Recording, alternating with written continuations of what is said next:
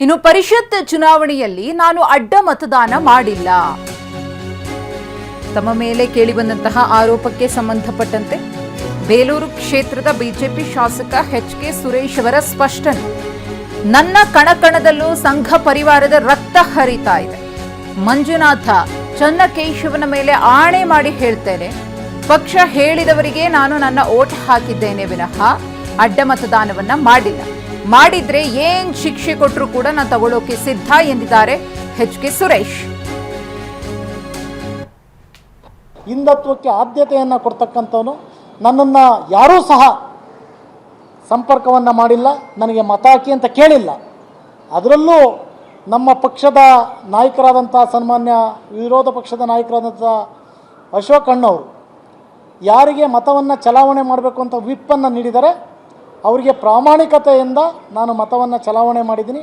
ಆದರೆ ಒಂದು ಬಹುಶಃ ಇದರ ಯಾರ ಇದಿದೆ ಅಂತಕ್ಕಂಥ ಗೊತ್ತಿಲ್ಲ, ಸುಮ್ಮನೆ ಇಲ್ಲ ಸಲ್ಲದ ಆರೋಪವನ್ನು ಮಾಡಿ ನನ್ನ ಮೇಲೆ ಒಂದು ಗೂಬೆಯನ್ನು ಕೂರಿಸ್ತಕ್ಕಂಥ ಕೆಲಸವನ್ನು ಮಾಡಿದರೆ ಬಹುಶಃ ಆ ಭಗವಂತನ ಆಶೀರ್ವಾದದಿಂದ, ಚನ್ನಕೇಶವನ ಆಶೀರ್ವಾದದಿಂದ, ಧರ್ಮಸ್ಥಳದ ಮಂಜುನಾಥ ಸ್ವಾಮಿ ಆಶೀರ್ವಾದದಿಂದ ಎಲ್ಲಿ ಕರೆದರೂ ಸಹ ಧೈರ್ಯದಿಂದ ಪ್ರಮಾಣ ಮಾಡಲಿಕ್ಕೆ ನಾನು ಸಿದ್ಧನಿದ್ದೇನೆ. ಯಾರು ಬೇಕಾದರೂ ಸಹ ಅದು ಬರ್ಬೋದು, ನಾನು ಪ್ರಾಮಾಣಿಕತೆಯಿಂದ. ಆಮೇಲೆ ಏನಾದರೂ ನಾನು ಅಡ್ಡ ಮತದಾನ ಮಾಡಿದರೆ ಏನು ಶಿಕ್ಷೆಯನ್ನು ಕೊಟ್ಟರೂ ಸಹ ನಾನು ಅದಕ್ಕೆ ತಯಾರಿದ್ದೇನೆ. ಪ್ರಾಮಾಣಿಕತೆಯಿಂದ ನಾನು ಹೇಳ್ತಾ ಇದ್ದೀನಿ. ಧರ್ಮಸ್ಥಳದ ಮಂಜುನಾಥ ಸ್ವಾಮಿ ಆಣೆ ಆಗಿ, ತಮಗೆಲ್ಲ ಗೊತ್ತಿದೆ ಮೊನ್ನೆ ಮಂಜುನಾಥ ಸ್ವಾಮಿಯಿಂದ ಆದಂಥ ಇದಕ್ಕೆ ಇವತ್ತು ನಾನು ಹೇಳ್ತಾ ಇದ್ದೀನಿ ತಮ್ಮ ಮೂಲಕ. ನಾನು ಮಂಜುನಾಥ ಸ್ವಾಮಿ ಮೇಲೆ ಆಣೆ ಮಾಡಿ ಹೇಳ್ತೀನಿ, ಚನ್ನಕೇಶ್ವರ ಸ್ವಾಮಿ ಮೇಲೆ ಆಣೆ ಮಾಡಿ ಹೇಳ್ತೀನಿ, ನಾನು ಅಡ್ಡ ಮತದಾನವನ್ನು ಮಾಡಿಲ್ಲ, ಮಾಡೋದೂ ಇಲ್ಲ. ನನ್ನ ತಾಯಿಗೆ ಎಷ್ಟು ಗೌರವವನ್ನು ಕೊಡ್ತೀವಿ, ಪಕ್ಷಕ್ಕೆ ಅಷ್ಟೇ ಗೌರವವನ್ನು ಕೊಡ್ತೀವಿ. ಮುಖ್ಯಮಂತ್ರಿಗಳು ಒಂದಿಷ್ಟು ಅನುದಾನವನ್ನು ಕೇಳಲಿಕ್ಕೆ ಇನ್ನೊಂದು ಸಂದರ್ಭದಲ್ಲಿ ಹೋದಂಥ ಸಂದರ್ಭದಲ್ಲಿ ಮುಖ್ಯಮಂತ್ರಿಗಳು 224 ಜನನೂ ನೋಡ್ತಾರೆ.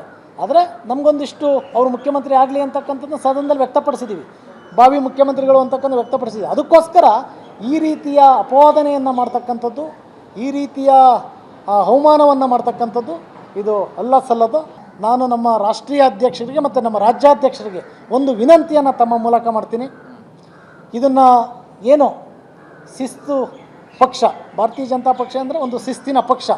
ಆ ಪಕ್ಷದಲ್ಲಿ ಈ ಥರದ್ದು ಯಾರೇ ಮಾಡಿದರೂ ಸಹ ಗಲ್ಲಿಗೆ ಏರಿಸ್ತಕ್ಕಂಥ ಕೆಲಸವನ್ನು ಮಾಡಬೇಕು. ಅಡ್ಡ ಮತದಾನ ಮಾಡಿದ್ಯಾರು ಅನ್ನೋದನ್ನ ಪತ್ತೆ ಹಚ್ಚೋದಿದೆಯಲ್ಲ, ಅದು ಅಸಾಧ್ಯ. ಇಂಥವರಿಂದಲೇ ಅಡ್ಡ ಮತದಾನ ಅನ್ನೋದನ್ನ ಪತ್ತೆ ಮಾಡೋದು ಸಾಧ್ಯವಿಲ್ಲ. ಅಡ್ಡ ಮತದಾನ ಪತ್ತೆ ಹಚ್ಚೋದು ತಾಂತ್ರಿಕವಾಗಿ ಅಸಾಧ್ಯ. ಶಾಸಕರು ಕೌಂಟರ್ ಫೈಲ್ಗೆ ಸಹಿಯನ್ನ ಹಾಕಿ ಬ್ಯಾಲೆಟ್ ಸ್ವೀಕಾರ ಮಾಡ್ತಾರೆ. ಮತಪತ್ರದ ನಮೂದಿತ ಸಂಖ್ಯೆ ಇರುತ್ತೆ, ಆದರೆ ನಮೂದಿತ ಸಂಖ್ಯೆಯ ಮೇಲೆ ಗಾಢ ಬಣ್ಣದ ಟೇಪ್ ಅನ್ನ ಹಚ್ಚಲಾಗಿರುತ್ತೆ. ಸಂಖ್ಯೆ ಗೋಚರವಾಗದಂತೆ ಟೇಪ್ ಅನ್ನ ಹಚ್ಚಲಾಗಿರುತ್ತೆ. ಮತದಾರನಿಗೂ ಈ ಸಂಖ್ಯೆ ಕಾಣಿಸೋದಿಲ್ಲ.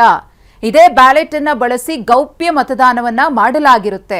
ಹಾಗಾಗಿ ಇಂಥವರಿಂದ ಅಡ್ಡ ಮತದಾನ ಆಗಿದೆ ಅನ್ನೋದನ್ನ ಪತ್ತೆ ಹಚ್ಚೋದಿದೆಯಲ್ಲ, ಅದು ಟೆಕ್ನಿಕಲಿ ಆಗದೇ ಇರುವ ಕೆಲಸ ಅಂತ ಹೇಳಿ ಇದೀಗ ಮಾಹಿತಿ ಲಭ್ಯವಾಗಿದೆ. ತಾಂತ್ರಿಕವಾಗಿ ನಾವು ಪತ್ತೆ ಹಚ್ಚೋದಕ್ಕಾಗೋದಿಲ್ಲ. ಈ ಆರೋಪ ಪ್ರತ್ಯಾರೋಪಗಳಿಗಷ್ಟೇ ಈ ಅಡ್ಡ ಮತದಾನ ಸೀಮಿತ ಆಗುತ್ತೆ ಅಂತ ಅನ್ಸುತ್ತೆ. ಮತದಾನದ ಬಳಿಕ ಎಲ್ಲಾ ಮತಪತ್ರ ಸೀಲ್ ಮಾಡಲಾಗಿರುತ್ತೆ. ಎಲ್ಲಾ ಮತಪತ್ರಗಳ ಬಳಿಕ ಒಗ್ಗೂಡಿಸಿ ಎಣಿಕೆ ಮಾಡಲಾಗುತ್ತೆ. ಮತಪತ್ರದ ಮೇಲೆ ಟೇಪ್ ಇರೋದ್ರಿಂದ ಅದರ ಸಂಖ್ಯೆ ಕಾಣಿಸುವುದಿಲ್ಲ. ಯಾರು ಯಾರಿಗೆ ವೋಟ್ ಮಾಡಿದ್ದಾರೆ ಅನ್ನೋದನ್ನು ಕೂಡ ತಿಳಿಯಕ್ಕಾಗಲ್ಲ. ಚುನಾವಣಾ ಅಧಿಕಾರಿಗೂ ಕೂಡ ಪತ್ತೆ ಹಚ್ಚೋದಕ್ಕೆ ಸಾಧ್ಯವಿಲ್ಲ. ಹೀಗಾಗಿ ಅಧಿಕೃತ ಮತ್ತು ತಾಂತ್ರಿಕವಾಗಿ ಪತ್ತೆ ಹಚ್ಚೋದು ಅಸಾಧ್ಯ ಅನ್ನೋ ಮಾಹಿತಿ. ಕೆಲವರಿಗೆ ಗೊತ್ತಿರಬಹುದು ಇಂಥವರೇ ಅಡ್ಡ ಮತದಾನ ಮಾಡಿದ್ದಾರೆ ಅಂತ. ಕುಮಾರಸ್ವಾಮಿ ಅವರು ಕೂಡ ಹೇಳ್ತಾ ಇದ್ರು, ಯಾರು ಅಡ್ಡ ಮತದಾನ ಮಾಡಿದ್ದಾರೆ ಅನ್ನೋದು ನಮಗೆ ಗೊತ್ತು. ಬಹಿರಂಗವಾಗಿ ಅಸಮಾಧಾನವನ್ನು ಹೊರಹಾಕಿ ಪಕ್ಷದಿಂದ ಒಂದು ಹೆಜ್ಜೆ ಆಚೆ ಇಟ್ಟು ಪಕ್ಷದ ಬಗ್ಗೆ ಅಸಮಾಧಾನ ಇರುವವರು ಅಡ್ಡ ಮತದಾನವನ್ನು ಮಾಡಿರಬಹುದು ಅನ್ನೋ ಅನುಮಾನ ಇದೆ. ಕೆಲವರಿಗೆ ಅದು ಕನ್ಫರ್ಮ್ ಆಗಿ ಕೂಡ ಗೊತ್ತಿರಬಹುದು ಇಂಥವರೇ ಮಾಡಿರಬಹುದು ಅಂತ ಹೇಳಿ. ಆದರೆ ಅನುಮಾನದ ಆಧಾರದ ಮೇರೆಗೆ ಮಾತನಾಡೋಕ್ಕಾಗೋದಿಲ್ಲ. ತಾಂತ್ರಿಕವಾಗಿ ನಾವು ಅದನ್ನು ತಿಳಿದುಕೊಳ್ಳುವಂತಹ ಪ್ರಯತ್ನವನ್ನು ಮಾಡಬೇಕು ಅಂದರೆ ಅದಕ್ಕೆ ಅವಕಾಶವೂ ಕೂಡ ಇಲ್ಲ. ಮತದಾನ ಪ್ರಕ್ರಿಯೆ ಅಷ್ಟು ಗೌಪ್ಯವಾಗಿ ನಡೆದಿರುತ್ತೆ. ಚುನಾವಣಾ ಅಧಿಕಾರಿಗೂ ಕೂಡ ಅದನ್ನು ಪತ್ತೆ ಹಚ್ಚೋದಕ್ಕೆ ಸಾಧ್ಯವಿಲ್ಲ. ಅಡ್ಡ ಮತದಾನದ ವಿಚಾರ ಸದ್ಯಕ್ಕೆ ರಾಜ್ಯದಲ್ಲಿ ಸಂಚಲನವನ್ನು ಸೃಷ್ಟಿ ಮಾಡಿದೆ. ಪರಿಷತ್ ಚುನಾವಣೆಯಲ್ಲಿ ಬಿಜೆಪಿ ಮತ್ತು ಜೆಡಿಎಸ್ಗೆ ಬಿಗ್ ಶಾಕ್ ಅನ್ನು ಕೊಟ್ಟಿದೆ. ಯಾರು ಅಡ್ಡ ಮತದಾನ ಮಾಡಿದ್ರು ಪ್ರಶ್ನಾರ್ಥಕ.